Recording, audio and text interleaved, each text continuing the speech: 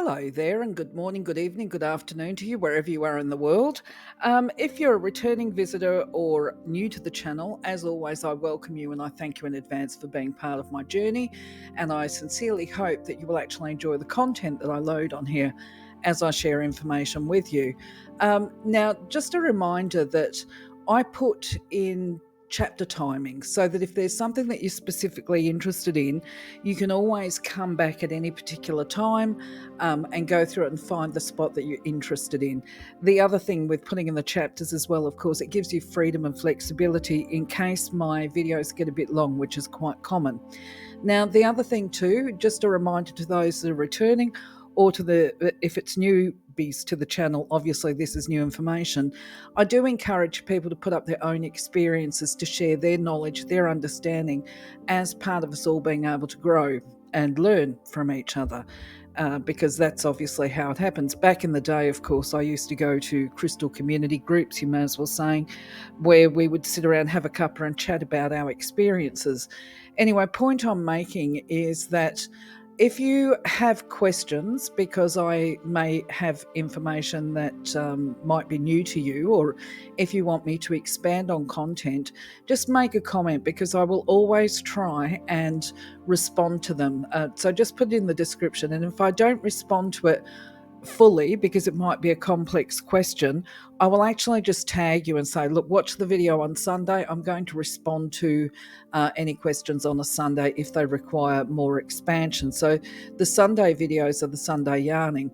And of course, as always, I invite you, if you like the content, to just click on like, subscribe to the channel. Obviously, I recognize that when you subscribe, it can be a bit of a nightmare with notifications. So if you want to, of course, that's up to you and it's always appreciated. But anyway, today's video, we're going to be talking about one of my most favorite crystals, one that I really love, that I continue to use, that I've always used actually since I found it, and that I hope that you will actually enjoy. It's a very powerful crystal from my perspective. And of course, I'm talking about the crystal Labradorite. So the first thing I'm going to talk about with Labradorite, of course, is the way that it looks, because we can find it in many varied shades and forms, and I'm going to talk about that a little bit more into the video where we talk about where I give you buying tips basically. And I can honestly say that in the process of doing my learning today, that I'm now a little confused about what actually is genuine Labradorite and what is known as spectralite. Now, I will talk about what that means in the next videos as well, but as a general, right, so when I look at Labradorite, I am looking at what we call these colors here, the flashes. Most of the stones that I've got are this beautiful blue that's on the right hand side. Sometimes they've got a little bit of the yellow in there, but you can get it in many shades, and I've actually seen it where it's got very strong red and even yellow flashes to it. That wasn't the one that I was drawn to. Obviously, when you're in a premises where you've got them all lying around, it always feels great to actually handle them. So I've not actually been drawn to, I think that one's called Fire. When I was doing, because I do a bit of Google to make myself current with information when I'm doing these videos, but when I was having a look today to try and find out what the particular name was of that red and yellow one, I think I saw it referred to as Flame, but back in the day, I think I called it Fire. And I've got to say that, it's been over 10 years now since I've retailed crystals, and there have been changes in the industry, especially with the names that they call some of these crystals, and also the cuts. So what we're looking at here is a really good chunky cut, you may as well say, and they're polished, okay? They don't naturally come in this state. Natural Labradorite, from where I'm concerned, is actually a fairly boring looking crystal, and you'll see why in a minute. But once it's polished, or when it's exposed to water, it just comes up really brilliantly. I'm going to talk now about the Zodiacs. Now, as with all crystals, or most of them anyway, there tends to be these beliefs that a crystal is best used by a person with X and X star sign, sun sign, whatever. And in the instance of Labradorite, it's actually recommended for people that are Leo, Scorpio, or Sagittarius sun signs. Now, I've got to say that, I find that interesting. I kind of resonate with it because I'm actually a Leo Virgo cusp. And definitely Labradorite is something that I love and works very well for me. But I would be very surprised. In fact, I think it's a limiting idea and concept to turn around and say that it can only work really well with these particular star signs. So I say it doesn't matter what star sign you are, even though I make mention of this in the videos that I do. I'm basically opening a doorway there to having a conversation. Like, if you've had amazing experiences with a crystal such as Labradorite, let me know. And then let me know if you're a star sign that is outside of the Leo, Scorpio, and Sag, because that actually is a way of expanding information as well. Who does benefit? Once you start sharing information, this is how we grow and learn, because we start to see the themes and the commonalities of where things work the best. You know what I mean? It's the same with doing numerology. When I was doing numerology, I actually started to make observations and links between numbers and people's personalities and character types. Well, it's kind of the same with crystals. The more you learn, the more you make the links and you get an understanding. So, from a metaphysical overview, and we're going to, as usual, break this down. This is going to be the way I do these videos going forward. I'll give a summary of what a crystal is about, and then I'll break it down into the attributes, or the attributed metaphysical whatever, if I can think of the word, for mind, body, and spirit. Okay, but from an overall and summary type view of what does Labradorite do, it's considered to be a stone of ascension, because when we use it, and I have to put the disclaimer in, of course, when we use it, we believe, or it is believed to assist a person to access the higher powers, to enhance intuition and telepathy, that it has got protective qualities, so you could use and wear it as a talisman. And the other thing is that because of the fact that it assists with this learning and accessing the universal wisdom, if you like, there becomes a transformation in a person's life, not just the way they think and the way they behave. It is completely transformational. But I'm going to talk, as I say, next slide. We've got a few slides to get through. I'll be talking about exactly what that looks like in a few minutes. But for now, we're going to take a look at the actual science, if you like, of Labradorite. So once again, I have to put that disclaimer out there. I am not a geologist. I am not a prospector. I don't go out there. I've known plenty of geologists and plenty of prospectors in my time. And I have known wholesalers and retailers of crystals as well, and developed some pretty good insight, I guess, from what we call a layman's perspective. But certainly I don't have any expertise there. Sorry about my little doggy having a bark. But anyway, what I did was I gathered some scientific information. The only part of this that I'm actually really interested in is actually the hardness. I don't know what a feldspar is, from Timbuktu to wherever. But I also find that there are some interesting factors for consideration, okay? When we talk about Labradorite, it is only found in Canada and Finland, as I understand it. Now, if you're a geologist, you might be able to correct me on this. But my understanding so far is that the original Labradorite was found in Canada, and then about 150 years later, it was found in Finland.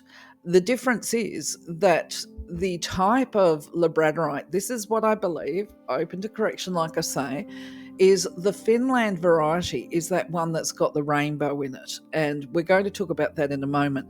But the ones in Canada, they're very beautiful as well. But I now don't know, this is where I'm confused. I now don't know if I'm actually attracted to spectralite or to Labradorite, or even if the pieces that I've got are all Labradorite, or if they're all spectralite. And this is because of the flash. We're going to talk about this in a little while. But suffice to say, apparently Labradorite and spectralite have the same mineral content. They've got the same hardness scale. The variation is in the name and the source. And apparently, if you buy something that's called spectralite and it's come out of Canada, that would actually be a legal issue, because only the Labradorite that comes out of Finland can be called spectralite. So that's just a little bit of information for you there.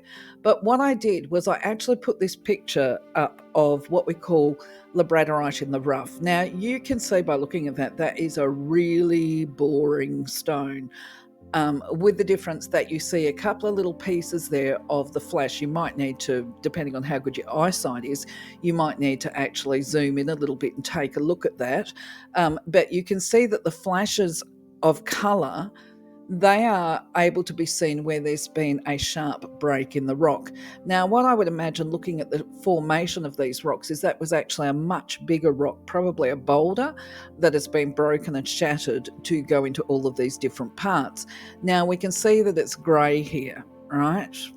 As I say, I'm mentioning this because I'm going into the content on when you're buying it. Okay, so when we buy it, I've got some that is called single facet Labradorite, and what that means is basically rocks like this, somebody has got and they've polished one side of the rock where you can see that blue colour on the ones that I've got. It's very smooth and curved and shiny, very pretty flashes on one side, but underneath it's got this motley grey looking colour and it's all rough. So it's called a single faceted in the rough because it's not all polished. Now, another thing I have to acknowledge as I make these videos, because I'm trying to get images and certainly ones that are copyright free, I'm finding myself going onto a lot of the retail websites. And so I'm actually learning a bit about the quality of the type of crystal that's on the market at the moment and the prices of them. And I have to say, some of them just make my jaw hit the floor. But anyway, getting back to this, what we've got here, I think, but don't quote me on it. As I say, if you're a geo and you know about this, I think that the sphere that is on the top left, I have a feeling, based on the literature, you can do your own Googling as well, that one is the genuine Labradorite, because apparently what happens with the lot from Finland, that's supposed to be the only one that has the rainbow in it, right, to this extent. And so what I've seen too is there is now Labradorite being sold as lavender, and you can see with the image on the left-hand side here, down the bottom, you've got a little bit of the purple coming in. So what that means is that when they get these rocks in this form, they're, I guess, cherry picking parts of the rock that they're going to polish and refine for the retail market. So that's where the lavender Labradorite comes from. But as you can see, that beautiful one down the bottom, oh my golly gosh, I would love to have something like that. But I want to now acknowledge these images that we've got on the right, okay? And that's because when I buy Labradorite, I expect to get something like the bottom right-hand side. When I saw that one that is grey, almost died that people are selling it, actually. And then I had to have a little quiet conversation with myself and get over my crystal snobbery, because I realised that apparently I'm a crystal snob as well as a crystal glutton, apparently. I shouldn't say that, that's not necessarily positive speak, but, you know, it's kind of the truth. I do love crystals and I would just have the house full of them if I didn't have more respect for the environment and if I, you know, wasn't aware of the costs. But anyway, moving on. I love the blue, the green type ones as well, and there's a reason why I would be drawn to that, and that's to do with the metaphysical healing properties that we'll be talking about in a moment. But back to my initial snobbery of this grey stuff. I have not seen anywhere, I can honestly say, that there is grey Labradorite. Okay, grey, hazarding a guess, is what they're referring to as that, I can't think of a nice phrase, the cruddy material at the back of the flash that I just showed you when we're looking at this single faceted Labradorite in the rough, okay? It's the rough part of the Labradorite. So my initial thoughts to that was, you know, ashes to ashes, dust to dust. You should just grind that down and put it on a stockpile and give it back to Mother Nature. And then I remembered I used to work on a gold mine, and I sort of thought, you know, actually that's probably a bit rough of me, because there will be some even though we can't actually see it with the naked eye and a lot of this grey stuff, there actually will be the properties of labradorite in that. Because I know when I was working on the gold mine, the mine that I was working at, so let's use this as a scenario. Um, Gold is generally found in white quartz, from what I know. So if anybody knows what white quartz looks like, it's just a white rock, okay? So when they're digging it up, they actually throw it through crushers and everything else, and they smash it down. The white chunky bits go on a stockpile, and the gold goes through to be further refined and turned into gold bars. Now, what has happened, what they became aware of quite a few decades ago now, is that in those stockpiles, there was actually a lot of gold. So the mine site, the last one that I was working at, I think it was the last one, it was actually reprocessing and refining the stockpile. And they were making something like 50 kilos of gold every smelt, which happened a couple of times a week. And this was just through reprocessing and refining waste. So I want to put this into perspective. What I think where my crystal snobbery comes from is that it's grey. It's not what I expect, but that doesn't mean to say that the good stuff's not hidden within. However, all right, in fairness, I'm going to come back to my original thought process. While that is true, me being who I am, if I had customers coming to visit me, my clients and that kind of stuff, that grey stuff is something I would be tempted to give them as a little gift when they go home, if they have been drawn to it, as opposed to selling it on the market. It should actually, I feel it's depending on the prices that they're putting on that crystal itself, that grey one, maybe they need to take a good look at themselves and see what they're paying for it, because I think my thoughts are, you wouldn't pay gold kilo prices for white quartz. And so I apply the same approach to this grey labradorite. It's not very high quality. It's actually probably really low grade. I'm sure there's going to be somebody that sells the stuff is going to come back and say to me that I'm mistaken, but you can't tell me that if we compare this grey to that beautiful blue-green underneath, that they are the same quality. They've got the same name. Technically speaking, they are the same product. However, one is far better quality than the other, if you catch my drift. So when we go to the metaphysical benefits, we have to do the old allegedly. And I do say allegedly, okay, because not all of these are my experiences, but I have seen where people are saying it's a door opener to the Akashic library, the records, to find out what your life plan is. Other people, or even the same people, say that once you've got that door open and you've been able to see what your life path is or your divine plan, then it's about adhering and understanding your pathway and adhering to it. So it's considered to be, for them, a crystal of revelations and knowledge and ascension. Okay, I do agree with the ascension part, and I'll explain to you why in a moment. I was drawn to it, okay, and as far as I went into the shop, this is why I say handling crystals is far better than buying online, because if you're energy sensitive, you're actually drawn to a specific stone. For labradorite, for example, yes, I love a labradorite, but you can actually go there and put your hand in and feel all the different labradorite crystals, and there would be one in particular that seems to carry more energy for you. So I was drawn to labradorite, is where I'm going. And at the time I was drawn to it, I was definitely needing to work on protection, energy, boundaries, personal boundaries. And the other thing that I was doing was attempting to develop my psychic gifts. But yes, have I got that written down here? Yeah, look, the psychic gifts. I was wanting to work on my telepathic communication and connect actually with animals. Bit of a story there, I'll tell you it in a little while. But anyway, look, from a protection type amulet, it's supposed to prevent, because it does this business with boundaries, it stops you being drained by people. Now, at the same time, I'm going to be putting up a video about Tektite, because I was working in human services at the time with people with lots and lots of problems. And I also had family members with lots and lots of problems as well. So I was actually becoming energetically drained, and my boundaries were always at risk, particularly because of the healing and the compassion aspect. You will always hear people turn around and say, I'm an empath, I can't help it, I feel other people's pain. Well, we can actually help it. Okay, there becomes that conscious choice of going, am I going to walk around carrying the burdens of the world and everybody else's burdens, or am I going to maintain on focusing that I can carry my burdens well and somehow manage them, because you've got to actually, obviously, at different times help out your family members as well. Take on too much and you just collapse.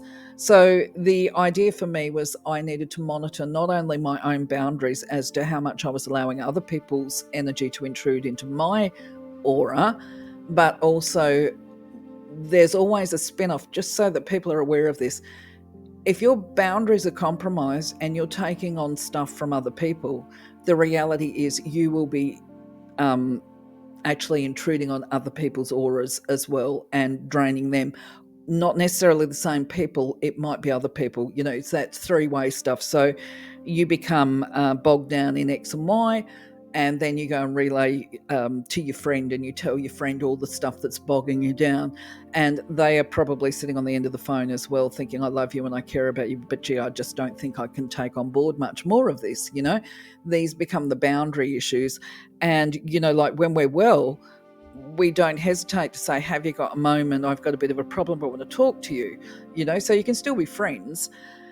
But when we're unwell, we forget to do that. Hey, have you got time? Do you have a moment? Are you okay? We forget to ask about them and we just dump our stuff on them, okay? So that's where I say that we can actually be intrusive with our own energies as well. And it's more about being insensitive. But either way, back to it, I certainly found that Labradorite was very good for assisting with energetic and personal boundaries. And when it comes to telepathy for sure. And that is a process actually of ascension, because ascension really is just those words, raising your vibration. So for me, I was raising my vibration and I was developing my psychic gifts at the time and fine-tuning them. So anyway, moving on. So the other thing with Labradorite, it's said to carry healing properties for certain physical health conditions. Now, once again, I do the disclaimer and say, you know what, keep an open mind. I'm not saying it does, I'm not saying it doesn't, but I'm saying if you've got any of these conditions, you would not stop doing your expert professional medical health treatment or whatever and start just working with crystals alone. I certainly wouldn't encourage that. What I would say is, if you've got any of these health conditions, however, it's not going to do you any harm to start using or working with Labradorite, and let us know how it actually works, because it's supposed to actually be very beneficial for those people that have sustained brain injury. Now, that could be from stroke or anything really, maybe even a frontal lobe injury. But brain disorders, I find this a fascinating term. I got this from an old reference point, if you like. I learned this one years ago. Good for brain disorders.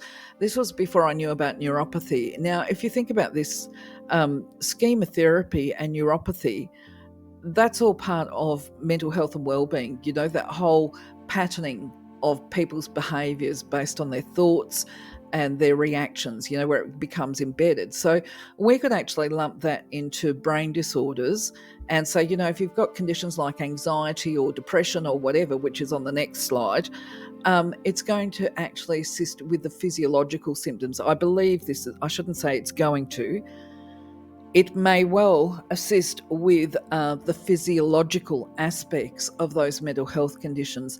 Now, with the pineal gland, that's supposed to be the gateway to power, believed to be the gateway to power.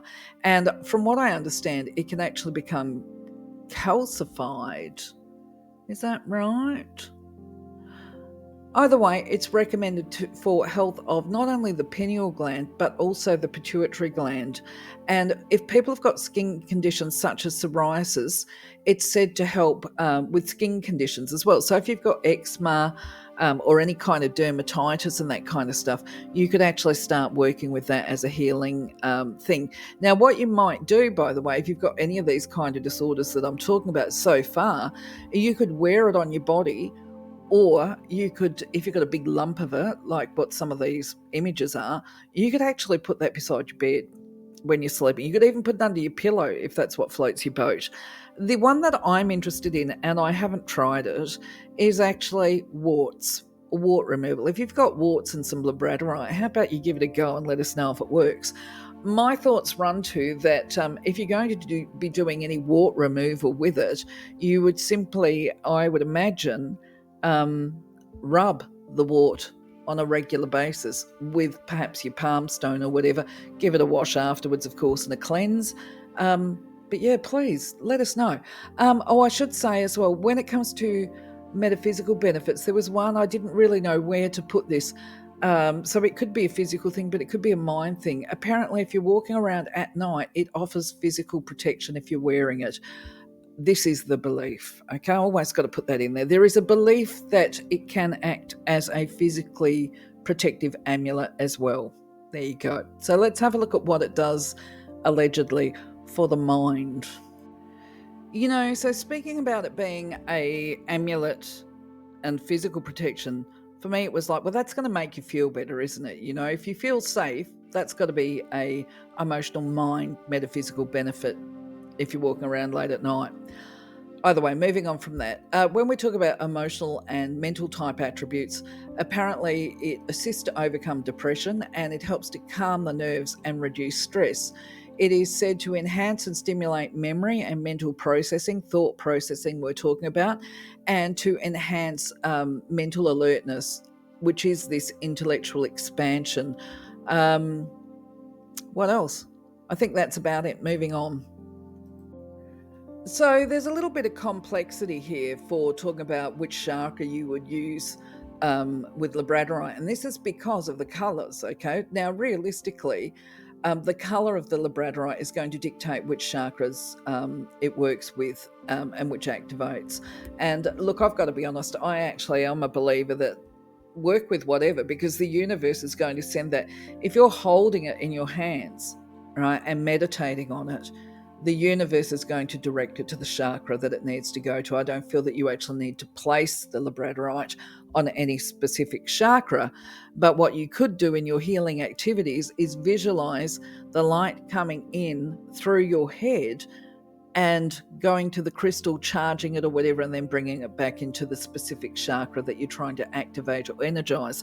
Now, just a reminder, if you're going to go that pathway, please start at the base, because if you start at the crown, you will end up probably making yourself feel a little bit cray-cray, okay? Now, once again, that's based on my experience. I can't tell you what to do. I can say I thought it was a good idea back in the day that you start at the crown and work your way down. And then I found out the hard way. The guide said you don't put the roof on a house before you actually build the foundation stones. And that is the same with your chakra system. You're building a house, you need to lay the framework first and then you put the roof on. Okay, so back to what we would do with labradorite. If it's your intuition and communication that you're interested in developing, along with your brow chakra, your psychic abilities, you would be using the colours of the blue and the purple for your brow and your crown chakra. However, if you're looking at doing telepathy and enhancing your communication, particularly to access the higher realms, such as the angels and guides, you would use still the blues, but you would go for your throat chakra. Now, because remember, you've got mind, body, spirit, as above, so below. Anything that we do to work with on a spiritual level, we're going to be working on a physical level and a mental level anyway. So if you're trying to enhance your communication to access the higher realms, equally it should theoretically translate across to your communication when doing public speaking. So people with a stutter might actually benefit from working with labradorite or any other speech impediment, actually. If you were working with a labradorite that's got the lavender flash, you would probably be trying to enhance and promote wisdom, that business to process information and knowledge to help you on your learning journey. The rainbow labradorite, of course, which is apparently the spectralite, is the one that works on all chakras, but that is said to have a very special metaphysical attribute to be able to link the brow and the crown chakras together for this enhanced processing. The ones with the green flash with a bit of yellow, if it's that light green colour, I would recommend that you use that for the higher heart. And this is the conditions such as really highly strung nervous conditions and really quite embedded anxiety and panic disorders sit there. Okay, just in case you didn't know that. If it's got more yellow than the greens, so you've got a mix of the green and the yellow, it's sitting somewhere between the heart chakra and the solar plexus. And the solar plexus, of course, is about empowerment, personal empowerment. So we're talking about using labradorite to heal feelings of betrayal, to heal those heart wounds, and to be able to forgive others for hurting you, and even forgive yourself for actually having trusted the wrong people, or people that weren't, we shouldn't say wrong really, because that's kind of judgmental, but sometimes we place trust in people that aren't worthy of our trust, and they betray that, and then it becomes hard for us to trust again. So the idea is that by healing the heart chakra, we're actually healing that lack of trust and what was ultimately the betrayal. If we're talking about gold labradorite, this is the yellow part, okay? It's, as I said before, it's associated with the solar plexus. It's a very empowering colour. So we would then be healing that feeling of being a victim, where we're suddenly, you know what, I'm okay. People have got their confidence back. I'm okay. I'm doing okay. I'm doing more than okay. In fact, I'm very comfortable with who I am and what I'm doing today. And I'm quite willing. I have the courage. I have the faith, I trust the universe, and I trust my capacity to respond appropriately at different times, So it's very empowering as far as colours go. What else can I tell you about this? Oh, only that some people say that there is white labradorite. Well, guess what I found out actually doing my research into this, and I have always loved moonstone, especially rainbow moonstone. What I was actually looking at was white labradorite. Now, I'm going to be doing another video on white moonstone, okay? And I will be discussing the differences between rainbow moonstone and white labradorite on there. So we're not going to talk about white labradorite today. I think that's it. So as far as suitable uses go, I mean, jewellery is actually the most common use of labradorite from what I can see, as far as people being able to wear it on their body. And that's probably a good way to wear it, because labradorite, as you can see, it can actually break fairly easily, I consider. Although they call it a hard crystal, I think it's also referred to as brittle, because if you drop it, it will, anything that's got those lines, they can actually break fairly easily. But if you've got a jewellery item that's in a setting, that tends to protect it if you accidentally drop it. So jewellery is a good option. And the colour of the crystal that we've got here, I believe that one's actually the genuine labradorite from Canada, but I could be wrong. Okay, I think all those other really beautiful ones are probably the spectralite. Other popular uses, like I've said, I've got the single faceted in the rough. That's really good for holding and meditation.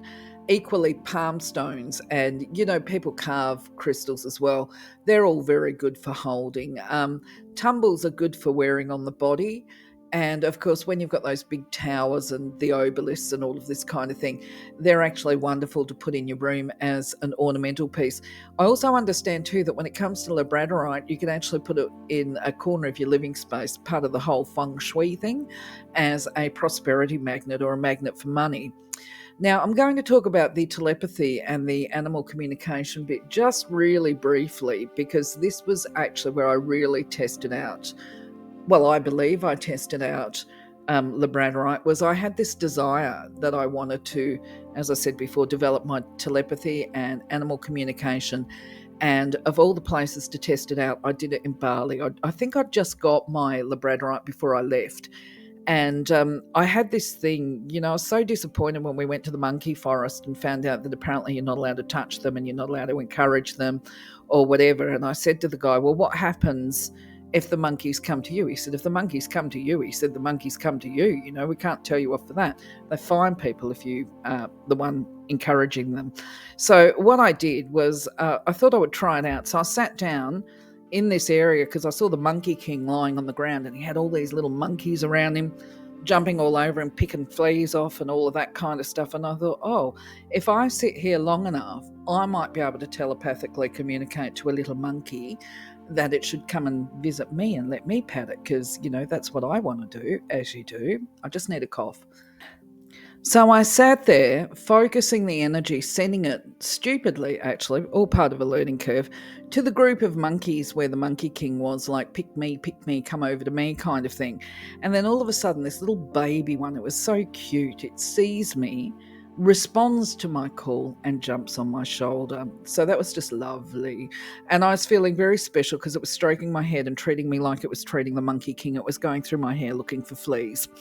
So anyway, as I'm sitting there lapping it up, all of a sudden I get a second baby monkey. So I've got a monkey on each shoulder, literally. And then I thought, oh, this is, I was feeling so special, as you do.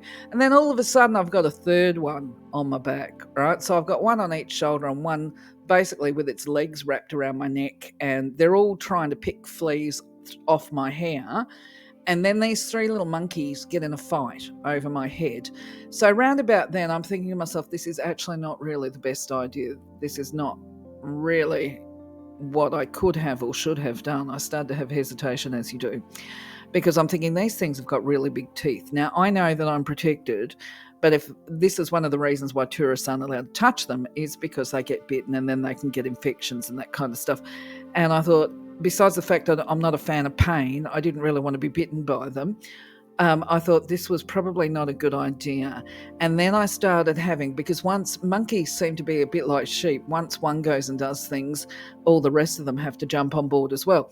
So by this stage, I've got like a mob of monkeys coming towards me, and King of the Monkeys has nobody picking fleas off him. So he's now not a happy camper. He's aware that his, if you like, his little environment has been invaded and there's a threat to the status quo there, and that is a threat to him. So he was a big boy. So he has stood up and looked at me, and I thought, he's angry. He's really angry. So I kind of looked at him and I'm doing the like, I'm sorry. I'm going to go now. But I was worried about standing up because I thought if I stand up too quickly, these little monkeys that are all over me are going to fall off and hurt themselves. So I thought I have to stand gently and allow them to jump off, which is actually what I did. So they all jumped off, which is great. I kind of apologised to the Monkey King on my way out. I backed out very quietly, and Monkey King lay back down and he had his little crowd around him picking fleas again. There was also another story I tested out while I was there, but that was with an elephant, and I'll save that for another day because I don't want this video to get too long. But I definitely did test it out for animal communication, and I found it to be very effective. And I have actually tested it out since then with marine animals sitting on the ocean, like calling to seals and dolphins and that kind of stuff to come close enough that I can actually send love back and forth, if you like. So a little bit out there for those people that aren't into metaphysics. If we've got some geos and prospectors watching this, yeah, I'm all into the metaphysical as well, each to their own. Now, these are a couple of affirmations. I've just given you some ideas here, which is what I always do if you're new to the channel. I will always give you a couple of suitable options so that you can actually build upon them and create your own personal ones. I'm going to, as I record this, I realise that actually I haven't put forward one that we might do for physical or mental emotional healing. And by the time I publish this, there will be a new affirmation up for that. So let's say if you were actually trying to treat warts or nervous anxiety type conditions or whatever, I'll give you something there as a skeletal structure of an affirmation that you can adapt to yourself and your own circumstances and your own condition. So as I also offer crystal messages as messengers, crystal messages as part of my services, it's kind of like getting the customer to put their hand into a lucky dip and pull out a crystal. If they pulled out a labradorite, the message I would be saying to them is that they are really developing their vision and their capacity to see beneath the surface, and also to realize and become aware that they can actually achieve their goals by communicating telepathically with others. Trying to communicate or connect energetically with people and communicate. Now, of course, there becomes this issue, these kind of gifts are not for abuse, right? If we misuse those gifts, we will lose them. Okay, so it is about responsible use of gifts. But either way, there is also this awareness too, through the use and development of this gift, that there is more to the world. There's more to the big picture than just the individual, just the you, the me. There is everybody, right? This is the collective. And so whatever we aim to achieve, we would be very wise to be working toward improving the situation for everybody, not just self. And that this gift, when it's used properly, appropriately, with light and love, will act, as a divine connector to others. It will work towards the greater good of all people. What else can I say? Just basically, it's a new, exciting, wondrous time. So, just a reminder, when we talk about crystal care, we talk about two aspects to it, okay? From a physical perspective, the whole science, evidence-based stuff is labradorite is okay for water immersion, okay? I mean, you wouldn't leave it there forever, but for temporary, if you want to wash the dust off it or whatever, or if you've got greasy little handprints all over it, if you've got children that pick it up, yes, it's perfectly fine to actually wash it, okay? Not necessarily in the washing machine, but I think I've seen a couple survive it. But you wouldn't put it in with the dishes either and use the dishwashing detergent. Just a little wash under water, a little bit of a wipe with a cloth, then drying it off. It's going to be fine, okay? I would not be recommending a salt water soak for it, although some people do. If you have done it, let us know how that went for you. Is there a time frame that you have to leave it in the salty water? Does it damage it? I would be concerned about damaging the crystal if I put it in a salt water bath. I also would not be recommending leaving it in a bowl of salt. Actually, I should have clarified there. From the moment we moved on to you can wash it underwater into leaving it in a salt water soak and everything else, we're stepping into metaphysical beliefs around clearing, cleansing and recharging the crystal. Okay, so other people might turn around and say, because I've seen this as well, leave it in a bowl of rice. I'm not one of those either. I don't know why. It just does not, as we say, blow my hair back. I don't know. Maybe it's because I see it as a bit wasteful. What's the point of having salt and rice lying around and bowls of it with all your crystals in it if you're just going to throw it away?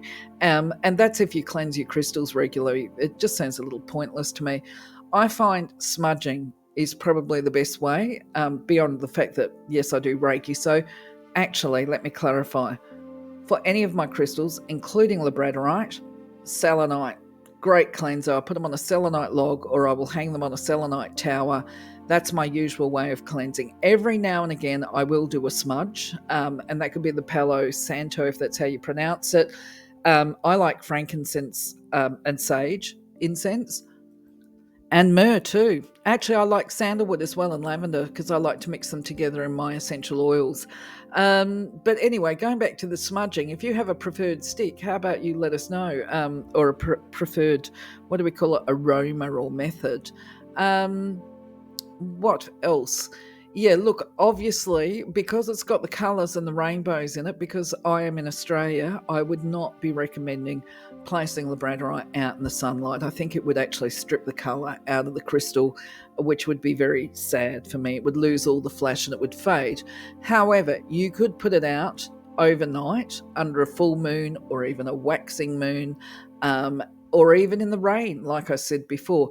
or in a special part of the garden. But of course, remember, I am talking about Australia, and I have said it in other videos.